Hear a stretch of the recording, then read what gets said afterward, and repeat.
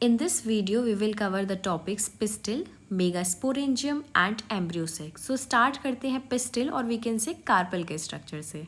Pistil represent करता है flower के अंदर female reproductive organs को और इसके mainly 3 parts हैं, that is stigma, style and ovary. So first part is stigma और जो pollen grains होते हैं वो इसी stigma पर आकर land करते हैं. So this stigma acts as landing platform for pollen grains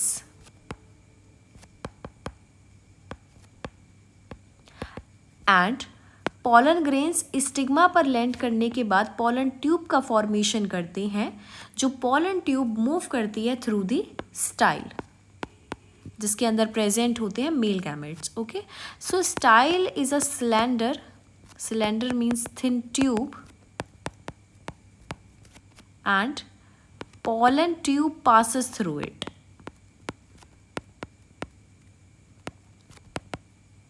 Okay, last part is the ovary. Ovary is the basal bulged part. Bulged means swollen. और इसी ओवेरी के अंदर प्रेजेंट होते हैं ओव्यूल. ओव्यूल को हम मेगास्पोरेंजिया भी बोलते हैं. ओके, नाउ ओवेरी के अंदर प्रेजेंट होता है प्लेसेंटा जिससे ये ओव्यूल अटैच रहते हैं एंड ये जो प्लेसेंटा होता है बेसिकली ये लोकेटेड रहता है within the ovarian cavity. So ovarian cavity और we can say ovarian locule, इसके अंदर ये प्लेसेंटा प्रेजेंट है जिससे ये जो ओव्यूल है वो अटैच्ड है. Okay, now we can see here that this is the placenta और यहाँ पर प्रेजेंट है ओव्यूल. प्लेसेंटा और ओव्यूल के बीच में एक स्ट्रक्चर प्रेजेंट है जो इन दोनों को जॉइन कर रहा है. ओके, इस स्ट्रक्चर को हम बोलते हैं फ्यूनिकल. सो ओव्यूल और प्लेसेंटा इन दोनों के बीच में प्रेजेंट होता है फ्यूनिकल. और एक पार्ट ऐसा भी है यहाँ पे जहाँ हम देख सकते हैं कि ओव्यूल की जो बॉडी है वो फ्यूनिकल के साथ फ्यूज कर रही है. सो इस पार्ट को हम बोलते हैं hilum and hilum is basically a scar in the seed coat through which the seed attaches to fruit. Okay, so seed fruit से अटैच रहता है इसी हाइलम के थ्रू. अब यहाँ पे देखो ये जो ओवेरी है ये बनाती है फ्यूचर फ्रूट. ओवेरी से फॉर्मेशन होता है फ्रूट का और ओव्यूल से फॉर्मेशन होता है सीड. हमने देखा ओवेरी के अंदर प्रेजेंट है ओव्यूल, उसी तरह से फ्रूट्स के अंदर प्रेजेंट होता है seed. So this fruit will be formed from ovary and this seed इसका फॉर्मेशन होगा from the ovule. I hope this is clear to you. Now next is number of ovules in ovary. So ovary के अंदर एक single ovule भी present हो सकता है और इट इज़ पॉसिबल कि एक से ज़्यादा ओव्यूल प्रेजेंट हो. ओके, ओव्यूल के बेसिस पर ही सीड का फॉर्मेशन होता है. सो जहाँ पे सिंगल सीड वहाँ पर सिंगल ओव्यूल और जहाँ पर मल्टीपल सीड्स वहाँ पर मल्टीपल ओव्यूल. सो एग्जाम्पल्स हैं एनसीईआरटी के एग्जाम्पल्स यहाँ पर wheat for single ovule, paddy that is rice and mango, इन सभी में सिंगल ओव्यूल प्रेजेंट रहता है. At the same time watermelon में हम देखते हैं मल्टीपल सीड्स होते हैं, that means multiple ovule. Papaya and orchids, these are the example of multiple ovule. Next is gynoecium which represents the female reproductive part of the flower. Carpel के collection को हम बोलते हैं gynoecium. Okay, so this is a reproductive whorl of the flower और इसके basis पर हम देखते हैं कार्पल्स कैन बी मोनोकार्पलरी और मल्टीकार्पलरी. मोनो मीन्स सिंगल, सो मोनोकार्पलरी का मतलब होता है जहाँ पर सिंगल कार्पल प्रेजेंट है और सिंगल पिस्टल प्रेजेंट है, for example pea. Also second is multicarpellary जहाँ पर more than one carpel is present, यानी मल्टीपल कार्पल्स जहाँ पर प्रेजेंट है. और जब नंबर मल्टीपल होगा तो वो कार्पल्स फ्यूज्ड भी हो सकते हैं और फ्री भी हो सकते हैं। सो उसी के बेसिस पे हमने यहाँ पे 2 टाइप्स लिए हैं, सिन कार्पस जहाँ पर ये जो मल्टीपल कार्पल्स हैं ये फ्यूज्ड होते हैं, syn means fused and apo means free. So the multiple carpels will be free from each other in apocarpous. First यहाँ पे एग्जाम्पल दिया हुआ है hibiscus. Hibiscus represents the situation of pentacarpellary, that means multiple carpellary syncarpus gynoecium. Okay, so we can see here 1 2 3 4 5 pentacarpals are present here और वो सभी यहाँ पे देखो आप फ्यूज्ड हैं. Okay, second is Papaver. Papaver example है मल्टी कार्पलरी सिनकार्पस गाइनोशियम का. And last one is Michelia. Michelia के अंदर मल्टीपल कार्पल्स हैं और वो सभी कार्पल्स एक दूसरे से फ्री हैं. यू कैन सी हियर सभी कार्पल्स फ्री हैं. So this is the example of multi carpellary apocarpous gynoecium.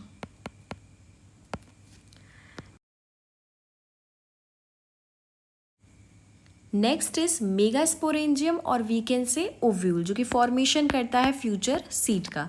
अभी हमने देखा था ये जो ओव्यूल होता है ये अटैच रहता है प्लेसेंटा से ओवेरी के अंदर with the help of this funicle. Also हमने देखा था कि वहाँ पे एक रीजन होता है हाइलम. हाइलम जंक्शन को रिप्रेजेंट करता है फ्यूनिकल और ओव्यूल बॉडी के.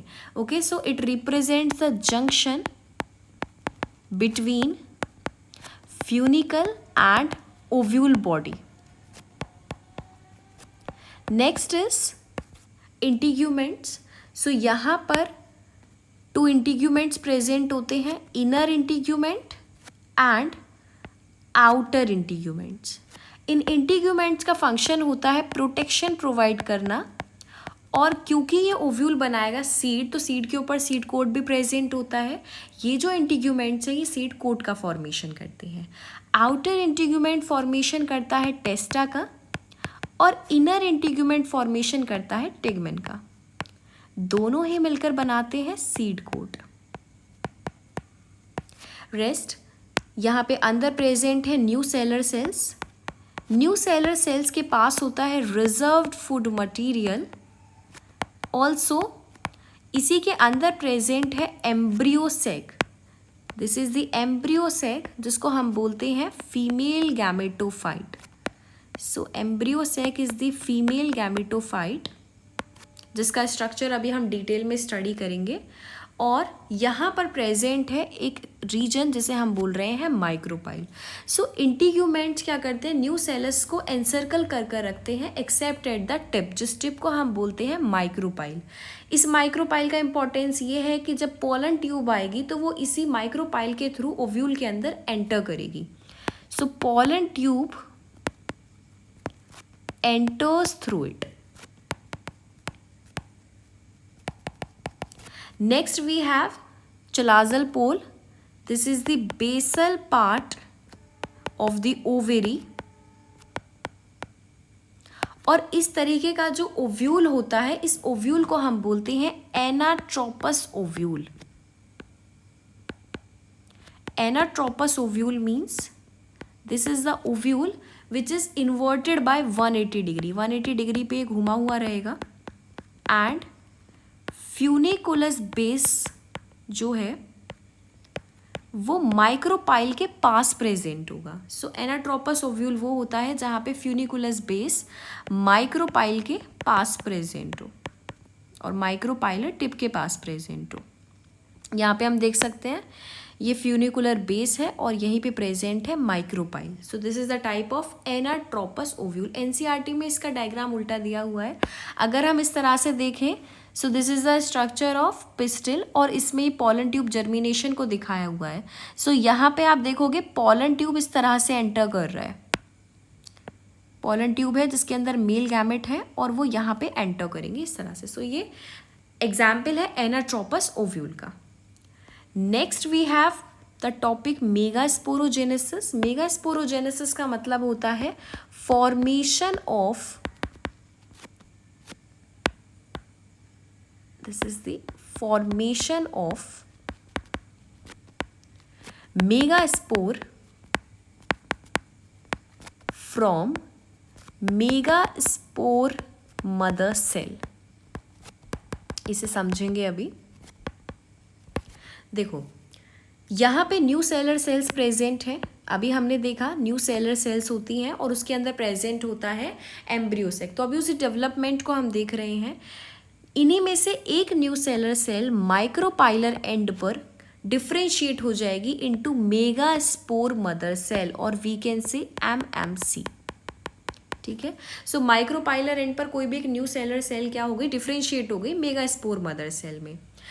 अब क्या होगा, मियोसिस के प्रोसेस के थ्रू मियोसिस 1 फॉर्मेशन होगा मेगास्पोर डायाड का.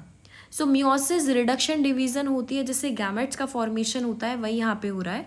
सो 2 सेल्स का फॉर्मेशन हो गया, that is the megaspore dyad.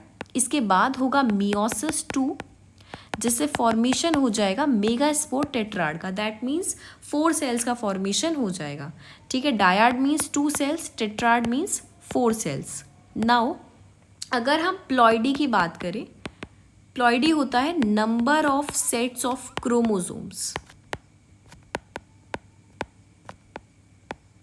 So nucellar cells की प्लॉइडी होती है 2n. Okay. Megaspore mother cell की भी प्लॉइडी है 2n. बट क्योंकि मियोसिस रिडक्शन डिवीजन है तो मियोसिस 1 होने के बाद ही जो सेल्स बनेंगी उनकी प्लॉइडी रह जाएगी n. सो यहाँ पर इस सेल की प्लॉइडी n और सेकेंड वाले सेल की प्लॉइडी होगी n. और अगेन न्यू सेलर सेल्स जहाँ पे भी प्रेजेंट है उनकी प्लॉइडी 2n ही रहेगी क्योंकि इनमें कोई भी डिवीजन नहीं हो रहा है. मियोसिस का जो प्रोसेस हो रहा है वो मेगास्पोर मदर सेल कर रही है, न्यू सेलर सेल्स नहीं कर रही हैं. ओके. अब ये जो मेगास्पोर डायाड है ये फॉर्मेशन करेगा मेगास्पोर टेट्राड का. अगेन यहाँ पर भी हर सेल की प्लॉइडी रहेगी n. अब ये जो मेगास्पोर टेट्राड है इसमें से कोई भी 3 मेगास्पोर सेल्स डीजेनरेट हो जाएंगी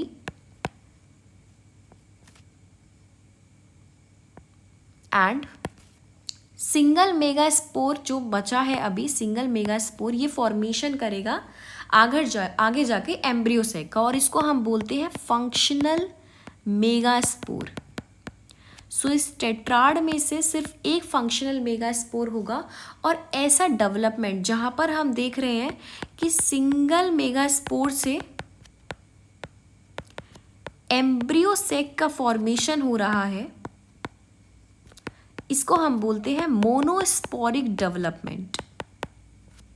okay. It is important to remember, it is the monosporic development. Single megaspore से एम्ब्रियो सेक का फॉर्मेशन होगा. नेक्स्ट इज यहाँ पे अगेन हम ये वाला डायग्राम दोबारा देखेंगे और इसमें आप देखोगे कि ये जो 3 सेल्स ये डीजेनरेट हो गए थे, ये बचा था हमारे पास फंक्शनल मेगास्पोर. ये जो फंक्शनल मेगास्पोर है ये with the process of mitosis formation करेगा 2 न्यूक्लिएट स्टेज का. दैट मीन्स इस सिंगल सेल से 2 न्यूक्लिएट स्टेज आएगा. अब अगेन माइटोसिस होगा और फॉर्मेशन हो जाएगा 4 न्यूक्लिएट स्टेज का. देन अगेन माइटोसिस और इस बार फॉर्मेशन होगा 8 न्यूक्लिएट स्टेज का. सो टोटल 3 टाइम्स माइटोसिस हो रहा है, ये हमें याद रखना है. 3 माइटोटिक डिविजन्स यहाँ पर हो रही हैं एंड ये जो डिविजन्स हैं ये फ्री न्यूक्लियर डिविजन्स हैं. Free nuclear divisions means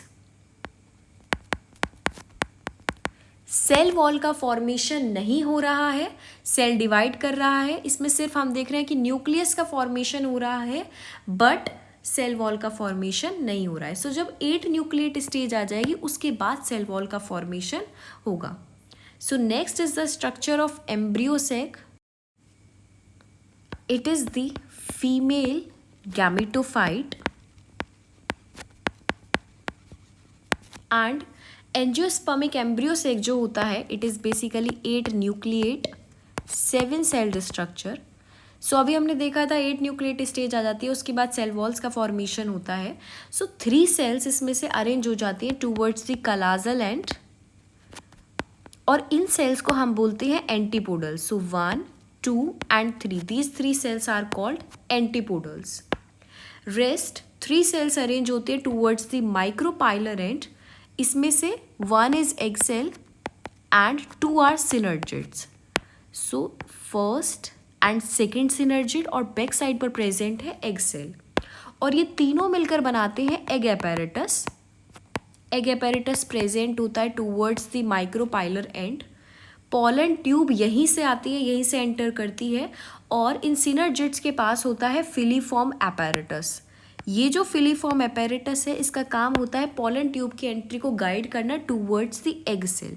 so this filiform apparatus guides the pollen tube. Pollen tube के अंदर प्रेजेंट है मेल गैमेट. ओके उसमें से 1 मेल गैमेट इस एग सेल के साथ फ्यूज़ कर जाता है, और जो सेकंड मेल गैमेट होता है वो फ्यूज़ करते हैं पोलर न्यूक्लियाई के साथ. हमने देखा 6 न्यूक्लियस जो इनके ऊपर सेल वॉल का फॉर्मेशन हुआ, और वो एंटीपोडल्स और एज एग एपेरेटस अरेंज हो गए. रेस्ट 2 न्यूक्लियस सेंट्रल सेल में अरेंज होते हैं. So this is the central cell जिसके अंदर ये 2 न्यूक्लियस अरेंज होते हैं, और इन्हें हम बोलते हैं पोलर न्यूक्लियाई. यहाँ पर हर सेल की प्लॉइडी है n. सो पोलर न्यूक्लियाई की प्लॉइडी अगेन हो जाती है n+n, क्योंकि यहाँ पर 2 न्यूक्लियस प्रेजेंट है एक साथ. ओके फ्यूचर में जाकर ये जो एंटीपोडल्स हैं आफ्टर फर्टिलाइजेशन, डबल फर्टिलाइजेशन होता है एंजियोस्पर्म्स में. सो ये जो एंटीपोडल्स हैं ये डीजेनरेट कर जाते हैं, एंड ये जो सिनर्जिड्स हैं ये भी डीजेनरेट हो जाते हैं after fertilisation. Now it's time for some questions. So the first question is from among the sets of term given below identify those that are associated with the gynoecia. मतलब हमें female reproductive parts को इसमें से select करना है. So stigma, ovule, embryo sac, placenta, this is the correct answer. Okay बाकी options देख लेते हैं. सेकेंड ऑप्शन में हमें दिया हुआ है थैलामस. थैलामस वो पार्ट होता है फ्लावर का जहाँ पे सभी स्ट्रक्चर्स आकर अटैच होते हैं. सो ये गायनोशियम का पार्ट तो नहीं है. सी ऑप्शन में है टेपिटम. टेपिटम माइक्रोस्पोरेंजियम के अंदर इनर मोस्ट लेयर होती है जो उसको न्यूट्रिशन प्रोवाइड करती है. और लास्ट ऑप्शन में है stamen which is the male reproductive part. Last में लगा है मैन, याद रखेंगे male reproductive part. So answer हो जाता है option number A. Second question is starting from the innermost part, the correct sequence of parts in an ovule are. So answer will be option number B. सबसे पहले हमने देखा egg present था embryo sac के अंदर. उसके बाद आता है बाहर न्यूसेलस सेल जिनके पास अबंडेंट फूड मटेरियल होता है, रिजर्व फूड मटेरियल, और बाहर होते हैं integuments for the protection. Next question is question number 3. In an embryo sac, the cells that degenerate after fertilization are. तो अभी हमने देखा था कि सिनर्जिड्स एंड एंटीपोडल्स ये दोनों डीजेनरेट हो जाते हैं फर्टिलाइजेशन के बाद. So answer is option number B. Next question number 4. In the given figure anatropous ovule. So anatropous ovule हमें दिया हुआ है और हमें करेक्ट ऑप्शन चूज करना है according to the number of cells. So number of cells at cholazal end is 3. So it can be option A or B. Number of cells at the micropylar end, वहाँ पर भी 3 होता है, तो option number B is the correct answer. Chalazal end पे जो sales होती हैं उन्हें हम बोलते हैं एंटीपोडल्स. ओके माइक्रोपाइलर एंड पर जो सेल्स होती है उनसे बनता है एग एपैरेटस. और लास्ट में है number of nuclei left in central cell, so that is 2. Last question is question number 5. From the statements given below, choose the option that are true for a typical female gametophyte of a flowering plant. So यहाँ पे first option है it is a 8 nucleate 7 celled structure at maturity. So this is correct one. Second is it is free nuclear during the development. ठीक है, cell wall का formation बाद में होता है. It is situated inside the integument but outside the nucellus. So this is wrong.